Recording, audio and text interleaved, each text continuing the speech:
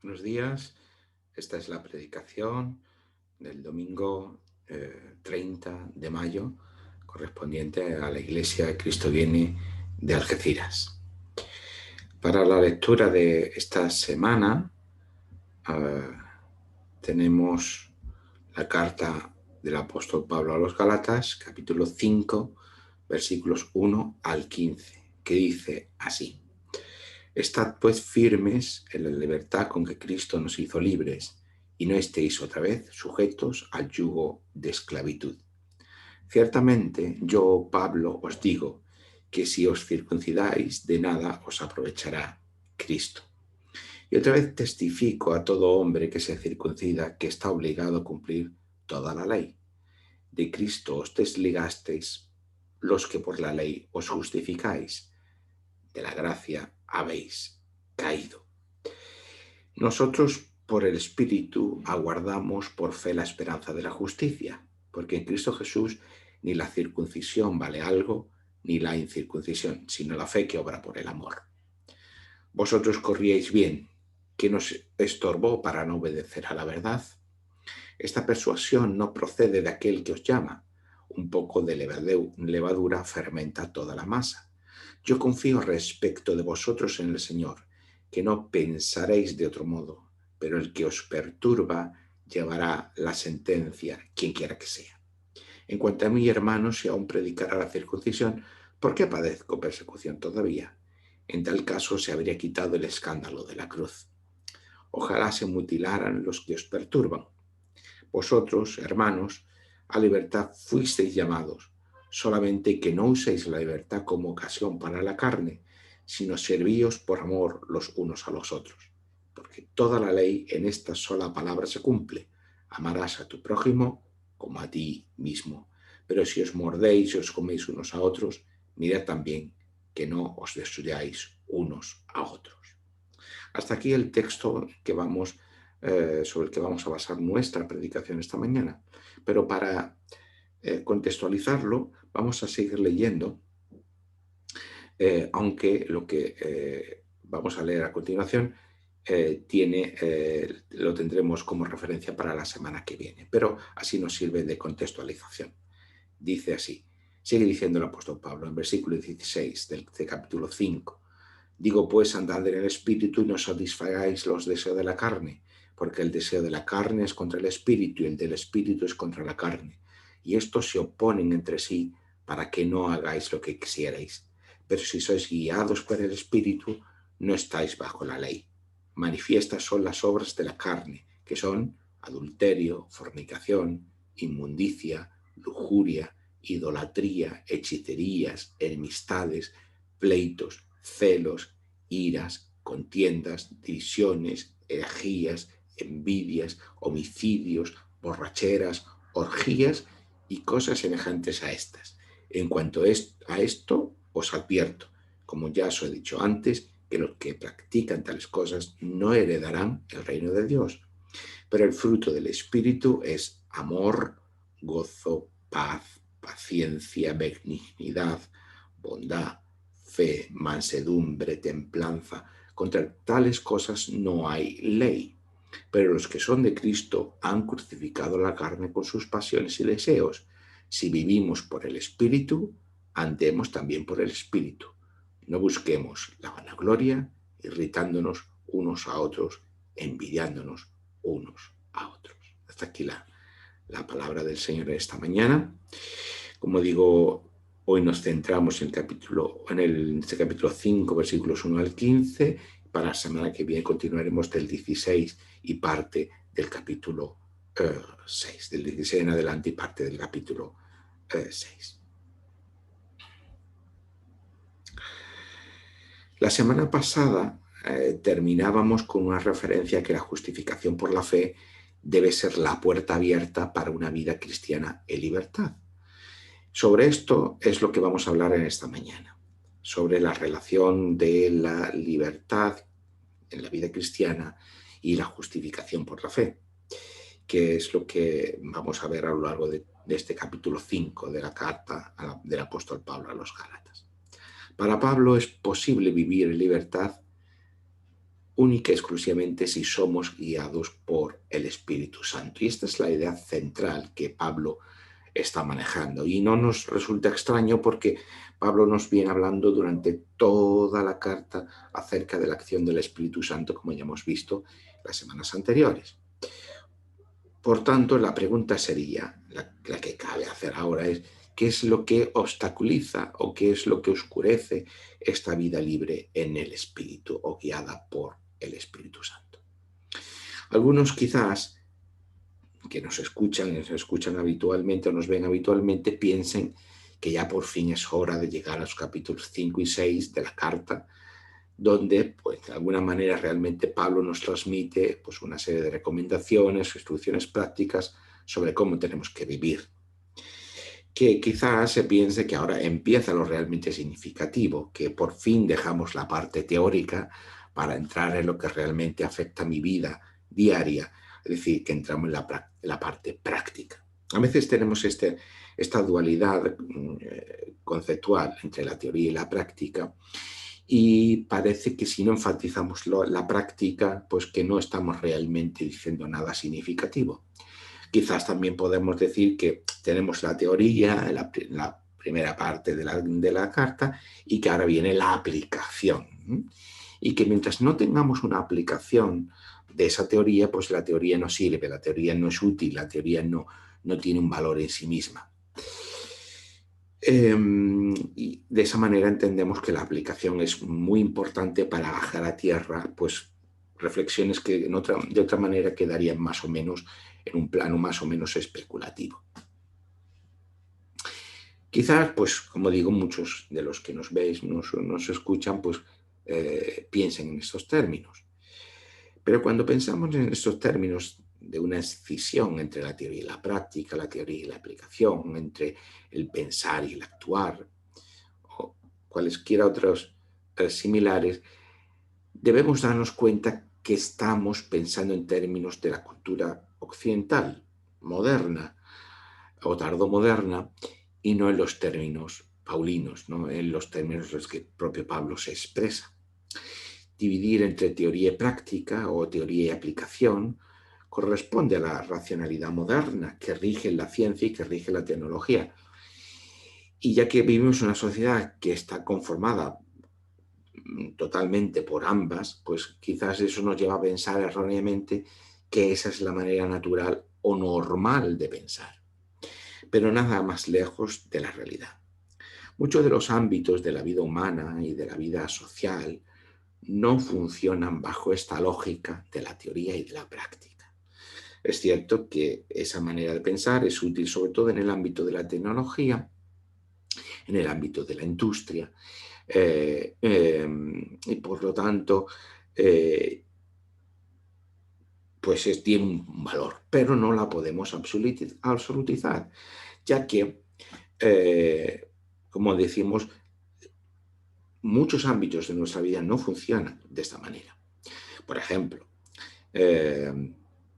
desde que somos niños aprendemos básicamente desde la imitación y la práctica. No aprendemos una teoría y después aplicamos esa práctica.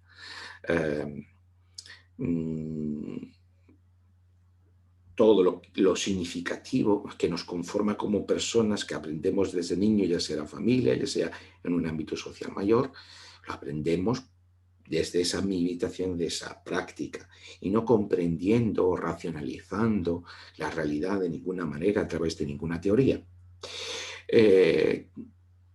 Todos tendremos la experiencia vital, sobre todo si ya tenemos una cierta edad, que cuando nos hacemos adultos, pues descubrimos que aquellos patrones de pensamiento y de comportamiento de nuestros padres que nosotros nos habíamos prometido no repetir, al final son los patrones que acabamos reproduciendo en nuestra vida en muchas ocasiones. Y no por un proceso reflexivo, sino precisamente en ausencia de un proceso reflexivo. ¿Por qué? Porque muchas veces los patrones que nos configuran son aprendidos en esa imitación, en esa práctica diaria, sin que medien procesos racionalizadores al respecto. Más allá del pensamiento científico instrumental de la tecnología, no hay en nuestra vida una escisión entre teoría y práctica, entre pensamiento y acción. Esto es un esquema artificial que tiene su relevancia, pero que no, como digo, no sirve para explicar o para que sea o hacer operativo muchas áreas de nuestra vida. Podríamos expresarlo de otra manera. En realidad, el pensamiento y la acción siempre van unidos. La mayor fuente de socialización y de aprendizaje es siempre lo que hacemos en relación con otros, no tanto lo que pensamos en cuanto a individuos o hace un proceso de racionalización reflexiva, teórica, sino lo que hacemos siempre en relación con otras personas, en distintos ámbitos sociales, la familia, el colegio, el ámbito laboral, el espacio político más amplio, lo que fuere.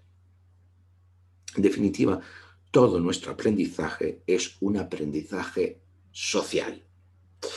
¿Y por qué explico todo esto? ¿Por qué mencionar esto? Porque es frecuente pensar que cuando llegamos a partes como este capítulo 5 o el capítulo 6, que leeremos la semana que viene, cuando leemos este versículo 16, a partir de este versículo 16 de este capítulo 5, en el que Pablo está contraponiendo la vida del Espíritu a una vida basada en las obras de la carne guiados por nuestra propia condición humana, ya lo que solemos pensar o como solemos abordar estos textos similares, es que, claro, aquí se nos está dando unas piezas de información de lo que Dios quiere que hagamos y nosotros ahora tenemos que aplicarlo, como que se nos da a modo de receta pues una serie de recomendaciones, de instrucciones, de información, de normas morales que nosotros tenemos que llevar a la práctica. Como digo, este esquema difícilmente nos va a ayudar a poder vivir según los patrones de la Escritura y siempre es una manera limitada de abordar la vida cristiana. Esto lo vamos a explicar a continuación. O sea que este patrón de yo tengo unas verdades aquí que ahora aplico unas normas o unas leyes o unas prescripciones morales que ahora tengo que aplicar en mi vida, y que esa aplicación es la que da valor a la adquisición de estas verdades, para que no se queden solo en el plano teórico. Esta manera de pensar, lejos de ser la manera de pensar natural y normal, es una manera que proviene del ámbito de la tecnología y de la ciencia, que es una manera moderna y que estamos imponiendo unos patrones de lectura a la Biblia ajenos a ella misma.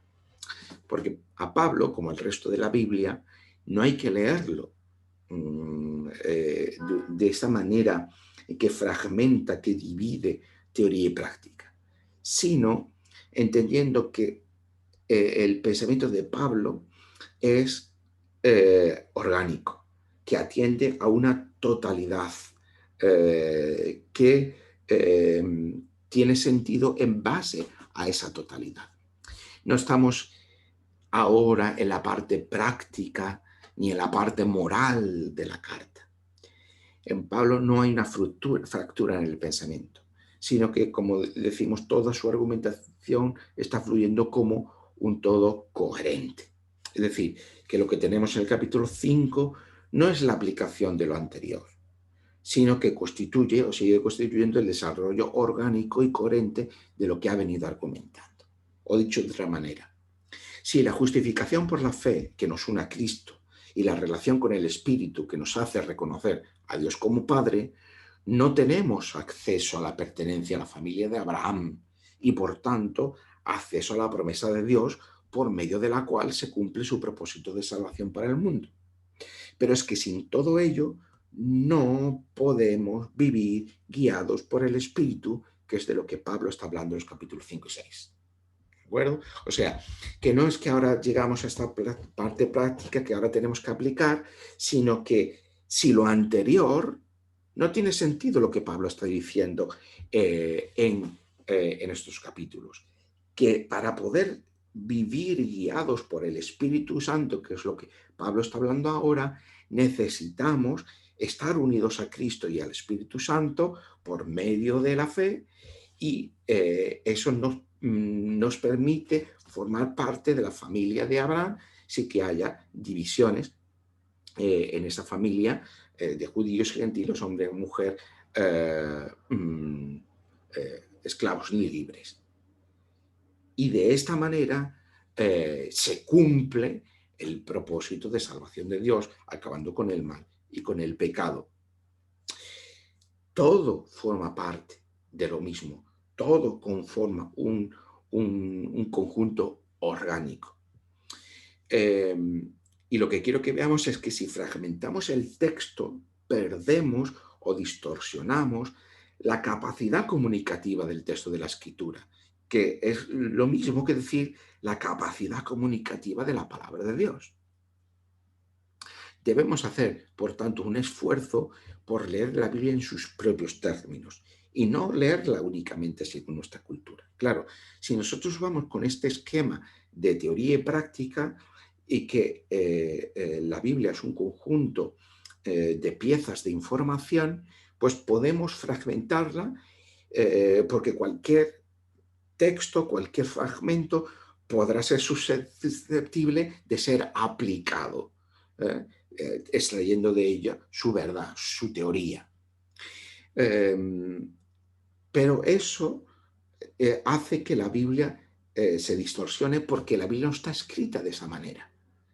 La Biblia está escrita como en su capacidad narrativa y como ya hemos visto en todas las semanas anteriores, Pablo está haciendo constantemente referencia a elementos que están más allá de su propio texto, es decir, todo un marco narrativo que cohesiona su manera de pensar y que es la que conforma lo que nosotros llamamos el Antiguo Testamento. Esa es la manera que piensa Pablo y es la manera en que escribe Pablo. Y si no tenemos esto en cuenta, entonces no estaremos entendiendo a Pablo. Que no es solamente Pablo, sino que es el resto de la Biblia, porque ya hemos visto también, cuando hablamos de los evangelios están pensando también en estos mismos términos. Y el propio desarrollo del Antiguo Testamento tiene este marco también de pensamiento. Y esta es la cuestión que queremos enfatizar. En segundo lugar, debemos recordar lo que Pablo ha dicho a los Gálatas hasta ese momento. Es decir, que la ley, lo que vimos la semana pasada, es ese pedagogo que nos ha llevado hasta Cristo, pero una vez que Cristo ha llegado, la ley ya no tiene vigencia. Ahora bien, podemos caer en el error de pensar que esto es algo que a nosotros ya no nos afecta, porque no somos judíos. O sea, ya esto de la ley a nosotros ni nos va ni nos viene. Pero la teología evangélica, y aquí me refiero a las de las iglesias evangélicas, las confesionalmente evangélicas, ha hecho de la Biblia, como he dicho anteriormente, un gran libro de instrucciones con información que debe aplicarse en cada una de las áreas de nuestra vida. De esta manera se aborda la Biblia por muchos pastores, teólogos o en muchas iglesias. La Biblia es un gran libro de instrucción, un gran libro de recetas que tiene respuesta para todo, y cualesquiera que sean las circunstancias por las que estemos pasando o por las que estemos viendo socialmente, siempre tendremos una pieza de información o una guía o una receta que la Biblia nos va a proporcionar.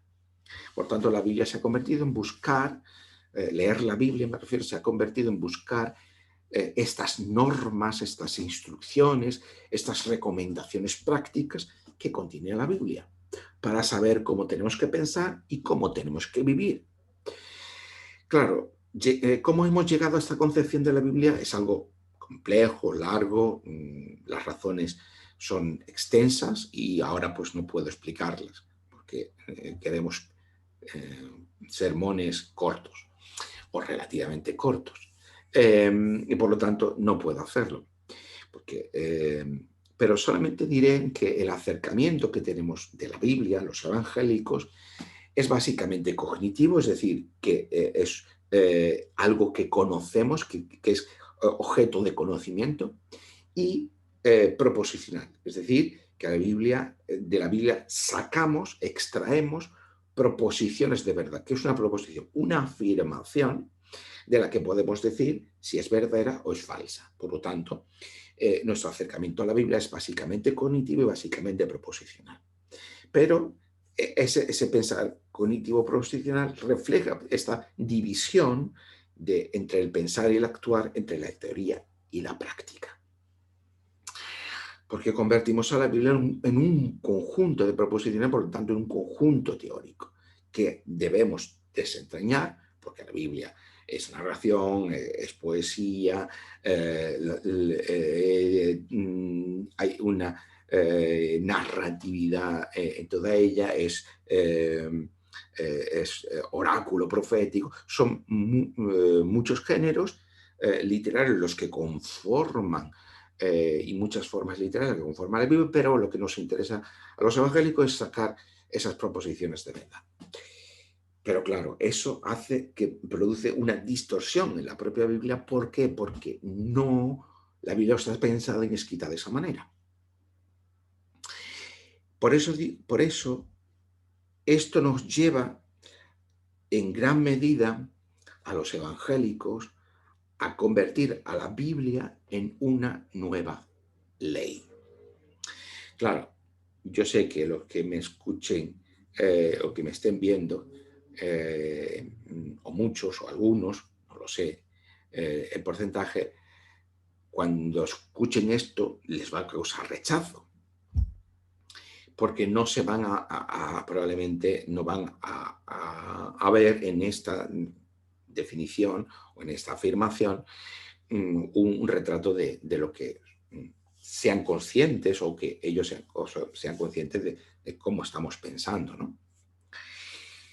Pero yo invito a detenernos, a pensar sin irritarnos, sin pensar que se está cuestionando nuestra fe y que todo se viene abajo y esto de lo que somos muy dados. Invito a pensar detenidamente, a reflexionar. Cada uno que llegue a sus conclusiones, pero al menos pensemos. Y yo lo que propongo es que si nos detenemos y pensamos si esto que estoy planteando refleja o no, o hasta qué punto refleja nuestra manera de pensar, y aunque no lo seamos conscientes o hayamos sido conscientes, quizás nos demos cuenta que en parte o totalmente refleja si efectivamente lo que pensamos, o al menos que refleja la práctica eclesial, nuestra práctica eclesial, nuestra práctica personal acerca de cómo tratamos la Biblia. Vamos a desarrollarlo un poquito más y vamos a ver lo que dice Pablo y vamos a ver si esto pues, es así o no. Pablo dice en el versículo 1 del capítulo 5, estad pues firmes en la libertad con que Cristo nos hizo libres y no estéis otra vez sujetos al yugo de esclavitud. ¿De qué libertad habla aquí Pablo? Truncamos con lo que decíamos la semana pasada. Pablo nos invita a una vida de libertad, pero ¿de qué libertad habla aquí Pablo? ¿Y de qué yugo de esclavitud habla Pablo? Bueno, los que ya habéis acompañado en todas estas semanas ya sabéis, podréis responder estas preguntas, pero recordamos que la libertad, o decimos que la libertad de la que Pablo habla, no es la libertad moderna en la que el sujeto libre de todas las determinaciones externas llega a ser el mismo bajo una vida de autenticidad, que esto es un poco la libertad moderna, ¿no? La libertad del sujeto, la libertad del individuo. Yo no necesito de nadie, yo puedo por mi propio esfuerzo hacer algo de mí mismo, construir mi propia vida, vivir una vida de autenticidad en la medida en que yo soy yo mismo y no soy y no vivo bajo las presiones de la sociedad o de otras personas, etc. Esta es la libertad moderna. Pero no es esta la libertad de la que habla Pablo. Tampoco es la libertad del que es libre para ejercer su poder sobre otros por encima de los demás para su propio beneficio. Tampoco es esa la libertad de la que habla aquí Pablo. La libertad de la que habla Pablo es la libertad que tenemos en Cristo. Para el cristiano no hay más libertad que aquella que por medio de la fe que confía lo une a Cristo y a su pueblo. No es una libertad individualista, no es la libertad de mi voluntad para satisfacción de mis deseos. Dicho llanamente, no es la libertad para hacer lo que a mí me da la gana, no es la libertad para hacer lo que yo quiero, no es la libertad para dar satisfacción a mis deseos, no es la libertad para ser yo mismo, para llevar a cabo mi propio proyecto de vida. No es esta la libertad de la que habla Pablo. Cualquier acto de liberación que no nos lleva a Cristo, en Pablo dice, no es auténtica libertad. No obstante, Pablo está hablando de algo mucho más concreto, y es de lo que ya hemos visto las semanas anteriores.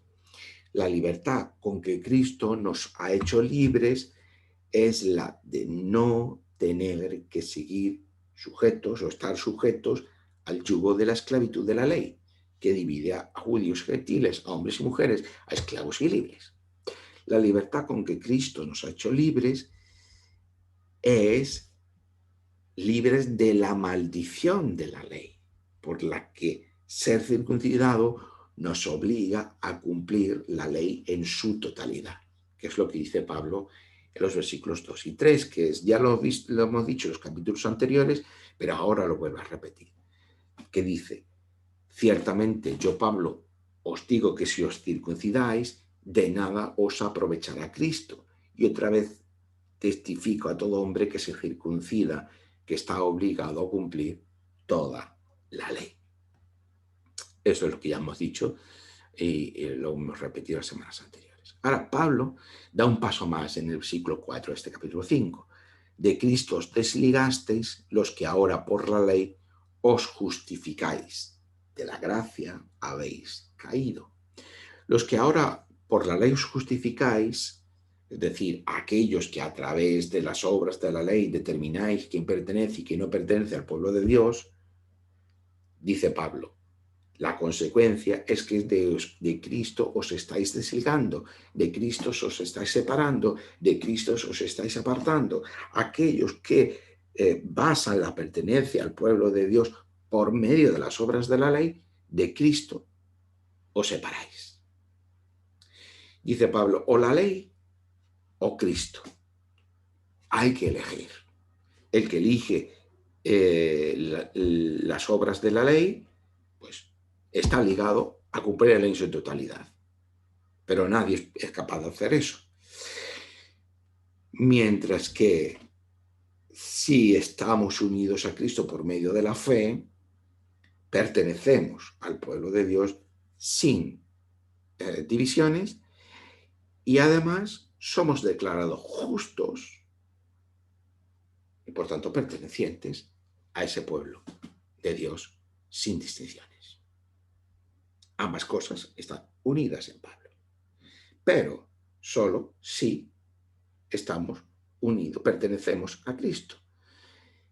La pertenencia a Cristo es la que nos da esa libertad, la libertad de Cristo.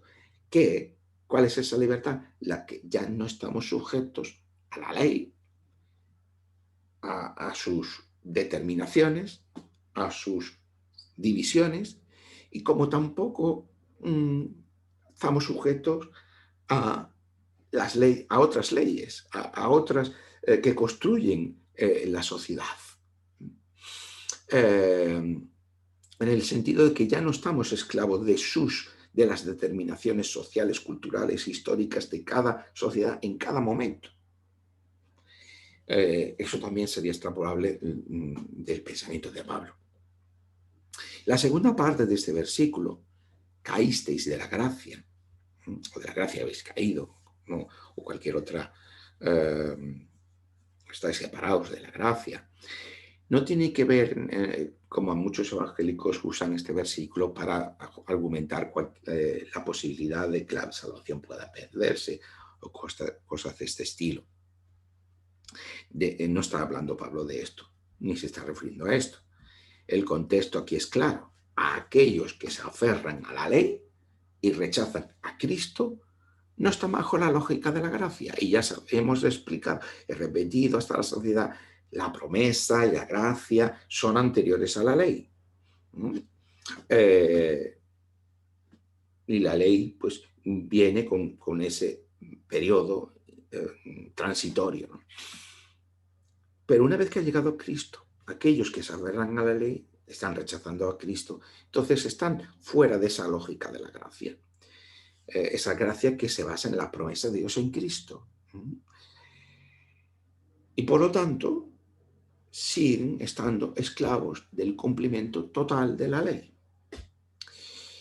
De eso es lo que está hablando Pablo, y no de que la salvación pueda perderse. Esto es la cuestión. Por tanto, la libertad de la que Pablo habla es la libertad de no estar sujetos a una ley que divide y separa a las personas y que de alguna manera obstaculiza el propósito de salvación de Dios. Por eso Pablo sigue diciendo en el versículo 5, nosotros por el Espíritu aguardamos por fe la esperanza de la justicia. Veíamos la semana pasada que gracias al Espíritu Santo podemos reconocer a Dios como Padre. Las semanas anteriores, todavía más atrás, veíamos cómo aquellos que recibían por medio de la fe a Cristo estaban experimentando al Espíritu Santo en sus vidas, aunque no eran judíos. Y ahora se nos dice que gracias al Espíritu, el cristiano puede ser alguien esperanzado. Que como cristianos tenemos una esperanza. El cristiano es alguien que tiene esperanza, pero no la tiene en función de sí mismo, no la tiene en función del dinero, de las capacidades, de los recursos, de la progresión de la historia. No. El cristiano tiene esperanza porque el Espíritu está actuando en él, o lo que es lo mismo. Somos personas esperanzadas porque tenemos al Espíritu Santo y está actuando en nosotros. ¿Veis lo que decíamos las semanas anteriores? El Espíritu no está para llevarnos a cosas extrañas o experiencias extrañas, sino para conformar nuestra vida. Muchas veces decimos, bueno, aquí en esta división de la teoría y la práctica, ¿no? ¿Cómo? Bueno, ¿y qué yo qué tengo que hacer en mi vida? En primer lugar, confiar en el Señor, en medio de la fe que confía, estar unido a Cristo. Y en segundo lugar, dejarte llevar por la acción del Espíritu Santo. Y dejarnos llevar por la acción del Espíritu Santo nos lleva a alabar a Dios, a reconocer a Dios como Padre, y por otro lado nos lleva a tener esperanza, ser personas esperanzadas. La esperanza, por lo tanto, no es ilusión o autoengaño. La esperanza cristiana es la acción del Espíritu Santo en nosotros. Por tanto, si no tenemos esperanza, tendremos que cuestionarnos si no estamos obstaculizando la acción del Espíritu en nosotros. La esperanza de la que habla Pablo es la esperanza de la justicia. Si la justificación es esa declaración por la que somos declarados justos, y eso no sobre lo que somos nosotros, ni lo que nosotros hacemos, sino a partir de la muerte y la resurrección de Cristo,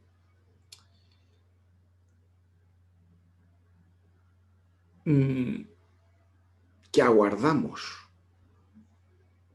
esa declaración como justos, es algo que ya tiene una realidad, pero que aún está por consumarse. Y por eso dice Pablo que por medio del Espíritu aguardamos por fe la esperanza de la justicia. Porque esa declaración de que somos justos está ya pronunciada sobre la base de lo que Cristo ha hecho, y en Cristo somos justos, pero todavía en nosotros, nuestra naturaleza, vamos a decirlo así, lo veremos esto la semana que viene, más claramente, todavía no somos justos, sino que seguimos siendo pecadores. Y por tanto, esta justificación todavía está pendiente de consumarse. En Cristo somos declarados justos, pero en nosotros el pecado aún tiene poder, como también Pablo reconoce en el capítulo 7 de Romanos. Así que estamos entre el ya y el todavía no. Esta expresión que se ha vuelto ya tradicional en el pensamiento escatológico, que se la debemos al teólogo protestante Oscar Cullmann, entre el ya de ser declarados justos, pero el todavía no todavía no hayamos sido hechos justos. Es decir, ya somos declarados justos, pero todavía no hemos sido hechos justos. Esta es una distinción muy importante. Ya somos declarados justos, pero todavía no hemos sido hechos justos. Mucha de la gran discusión teológica acerca de la justificación está en este núcleo, en si somos declarados o somos hechos justos y cuándo lo somos. Pero aquí Pablo está diciendo que por medio del Espíritu aguardamos por fe la esperanza de la justicia. Es decir, la justicia de Dios todavía no se ha consumado. Estamos, por tanto, a la espera, por medio del Espíritu y de la fe, de ese horizonte escatológico de la justicia. Somos declarados justos ya, pero todavía no hemos sido hechos justos. Por eso, con Lutero podemos decir que somos justos y pecadores al mismo tiempo. Y sigue Pablo diciendo, versículo 6, porque en Cristo Jesús ni la circuncisión vale algo, ni la incircuncisión, sino la fe que obra por el amor. Estar en Cristo y formar parte del pueblo de Dios no está determinado por la circuncisión, como ya venimos diciendo, sino por la fe. Esta es la argumentación básica de Pablo a lo largo de toda la carta. Pero fijaos en esta expresión de Pablo, la fe que obra por el amor. La fe que obra por el amor. No es que haya fe y que haya obras, como dos cosas separadas, sino la fe que confía no en nosotros mismos, sino la fe que confía en Dios, en lo que Dios ha hecho en Cristo y el Espíritu Santo. A nuestro favor, obra y obra mediante el amor. Y aquí está la cuestión clave. Aquí no hay escisión entre una fe que podríamos llamar puramente cognitiva, es decir, una fe que es solamente conocimiento. A lo largo de la historia de la teología se ha comprendido la fe de diferentes maneras. A mí me gusta explicar la fe en diferentes dimensiones. Los que sois habituales de estas predicaciones escucharéis que yo siempre enfatizo la fe que confía, porque la fe que confía es la fe que nos relaciona con Dios por medio de Cristo y el Espíritu Santo. ¿Vale? Pero hay otras dimensiones de la fe, por ejemplo, la fe que conoce, que que es una dimensión de la fe que en la teología cristiana ha sido muy importante y, sigue, y debe seguir siéndolo. Pero de esta fe de la que habla aquí Pablo, no es esta fe que conoce, es la fe que confía. Y aquí no hay una escisión, una separación, una división entre una fe que es puramente cognitiva, es decir, una fe que conoce, una fe que es conocimiento, y un obrar que viene después. No hay una separación entre un pensar y un actuar. No hay una separación entre una teoría y una práctica, sino la fe obra. La fe que obra. ¿De qué manera? Por medio del amor. La fe, por tanto, hace cosas, pero las hace siempre a través del amor. Y eso tiene todo el sentido, porque si por medio de la fe pertenecemos al único pueblo de Dios, es lógico entonces que como parte de ese pueblo, en el que ya no caben divisiones ni separaciones, la fe, ¿qué hace la fe? Si la fe, por medio de la fe, somos en Cristo Jesús y el Espíritu Santo, somos incorporados al pueblo de Dios, entonces la fe lo que nos hace es relacionarnos unos con otros. La fe nos hace relacionarnos con todos aquellos que confían en Cristo también, a todos aquellos que están unidos a Cristo. Por lo tanto, la fe nos relaciona unos con otros por el medio, por el vínculo del amor. Y eso es lo que tantas veces nos olvidamos. Creemos que enfatizar la fe supone el que es una fe puramente cognitiva, es una fe que conoce, una fe que está allí en la teoría. Pero después hay que traerla a la práctica, ¿no? Es que la fe en sí misma obra. La fe en sí misma obra. Y lo hace por medio del amor. ¿Por qué? Porque estamos necesariamente unidos al pueblo de Dios, que es lo que viene diciendo Pablo desde el principio. Si entendemos la fe de una manera individualista y tenemos una visión de separación de teoría y práctica, entonces, claro, entonces después tenemos que traer la práctica. Pero es que Pablo está pensando así y la Biblia no piensa así. La fe obra por el amor y la fe, por medio de la fe estamos unidos al pueblo de Dios. Por lo tanto, estamos unidos a todos aquellos que confiesan a Cristo Jesús. Por tanto, estamos en una relación de amor en ese pueblo. Claro, la fe nos obliga de alguna forma a estar en relación con otros. Y especialmente en nuestra sociedad no queremos esto, ¿no? Queremos la posibilidad de prescindir de los demás. Por lo tanto, la fe obra, la fe hace cosas y las hace por medio del amor. Y esto tiene todo el sentido gracias a entender que el contexto de la justificación es la pertenencia a la familia del pueblo de Dios, para acabar precisamente con todas las divisiones que introduce la ley y también las prácticas sociales humanas. Entonces, también entenderemos que la fe no es una fe solitaria ni una fe individualista, sino una fe que nos relaciona entre nosotros, que estamos unidos en Cristo por medio del amor. Por eso Pablo le sigue diciendo a los Gálatas en el versículo 13, vosotros hermanos, a libertad fuisteis llamados. Solamente que no uséis la libertad como ocasión para la carne, sino servíos por amor los unos a los otros. Esto de la carne lo hablaremos la semana que viene, por lo tanto, vemos la contraposición de carne y espíritu, pero esto lo vamos a ver la semana que viene, para no complicar demasiado esto y hacer demasiado larga esta predicación. Pero vamos a esto, la libertad a la que hemos sido llamados es ¿cuál? La de servirnos por amor los unos a los otros.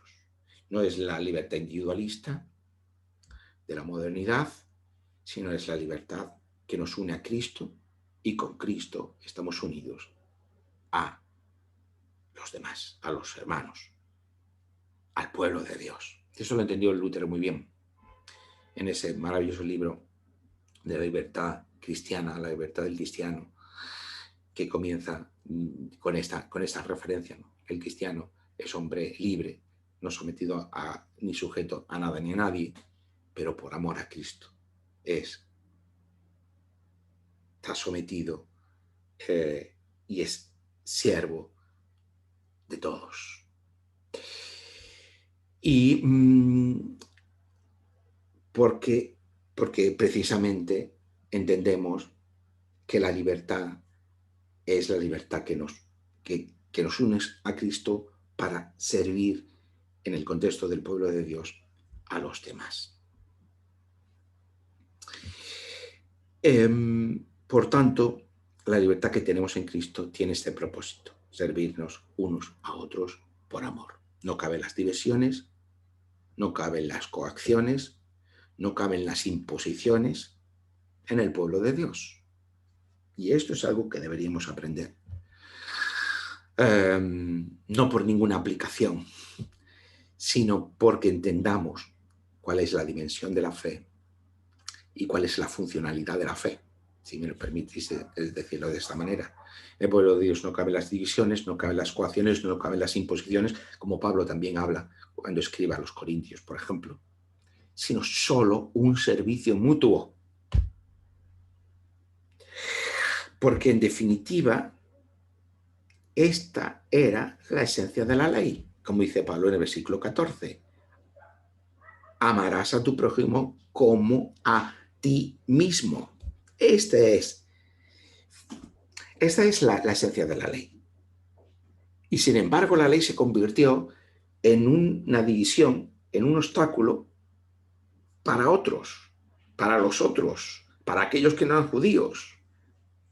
Sin embargo, dice Pablo, esta es la esencia de la ley: amar a tu prójimo como a ti mismo. Fijaos cómo la argumentación de Pablo, todo está unido.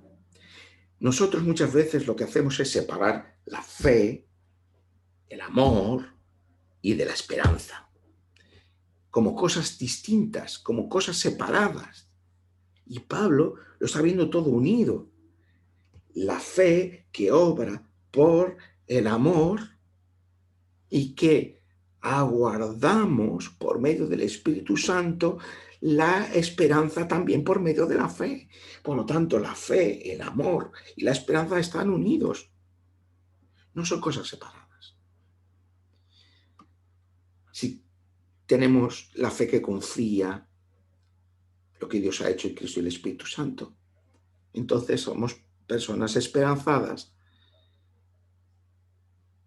que obramos por amor a los demás. Concluye Pablo en el versículo 15 de este capítulo 5. Pero si os mordéis y os coméis unos a otros, mirad que también no os destruyáis unos a otros. Desgraciadamente, este versículo, que bien define las dinámicas que encontramos muchas veces en las iglesias evangélicas. Nos mordemos y nos comemos unos a otros y por tanto también nos destruimos unos a otros. Cuando la vida cristiana se convierte en un conjunto de exigencias que hay que cumplir, el resultado son las divisiones. ¿Por qué? Porque normalmente las exigencias de una Biblia convertida en ley son proyectadas hacia los demás, no hacia uno mismo, hacia los demás. O incluso cuando lo hacemos hacia los demás, hacia uno mismo, indefectiblemente lo hacemos contra los demás. Y eso nos lleva, como dice Pablo, a las divisiones,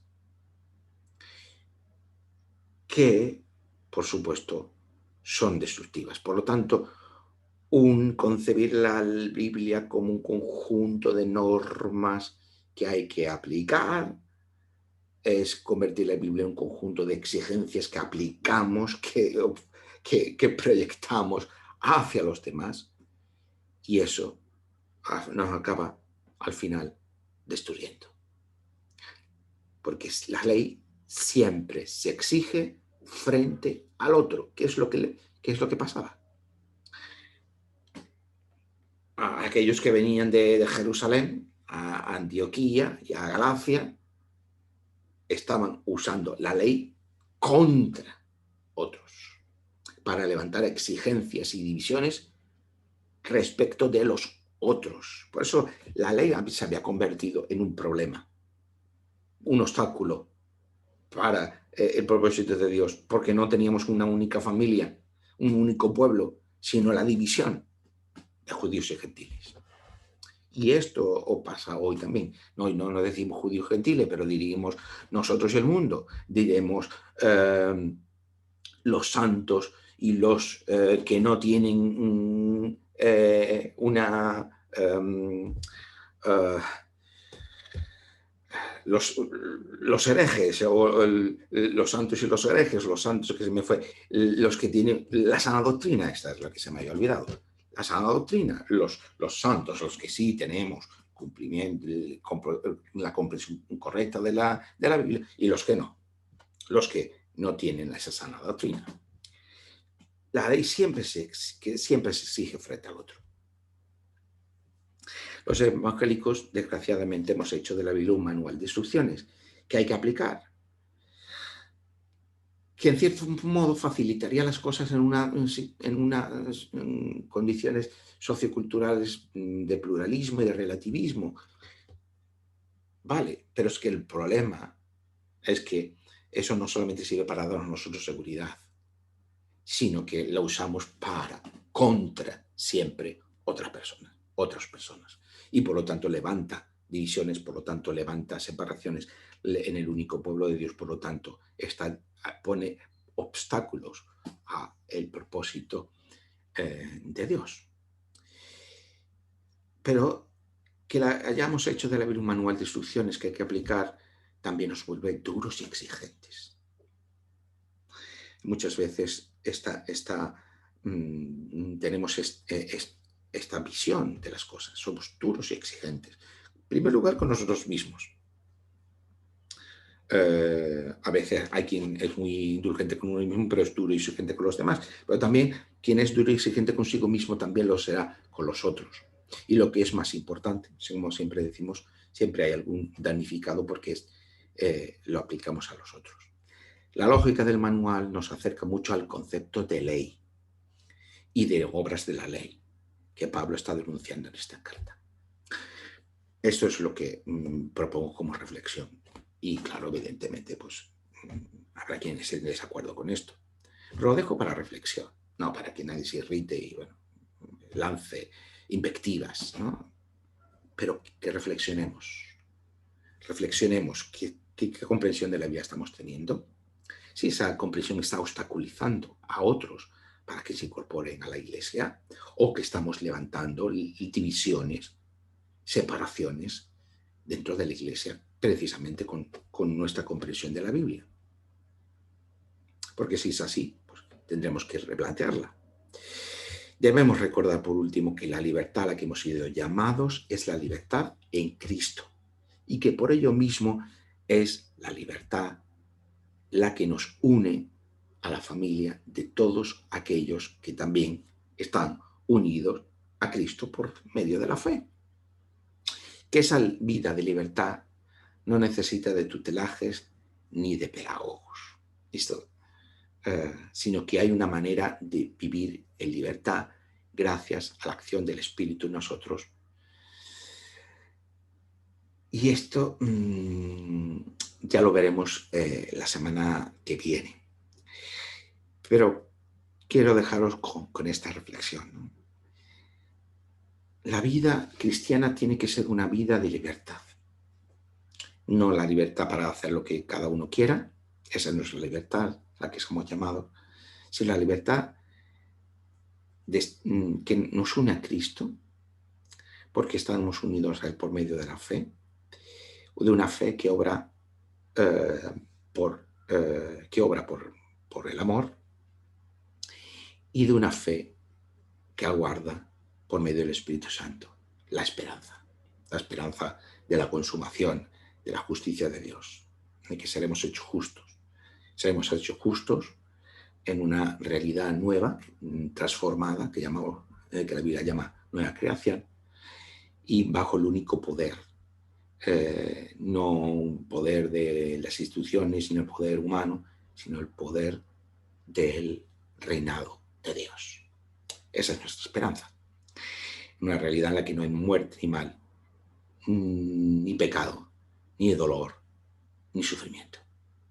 Esa es nuestra esperanza y eso es lo que queremos transmitir a todas las personas. Que el Señor os bendiga.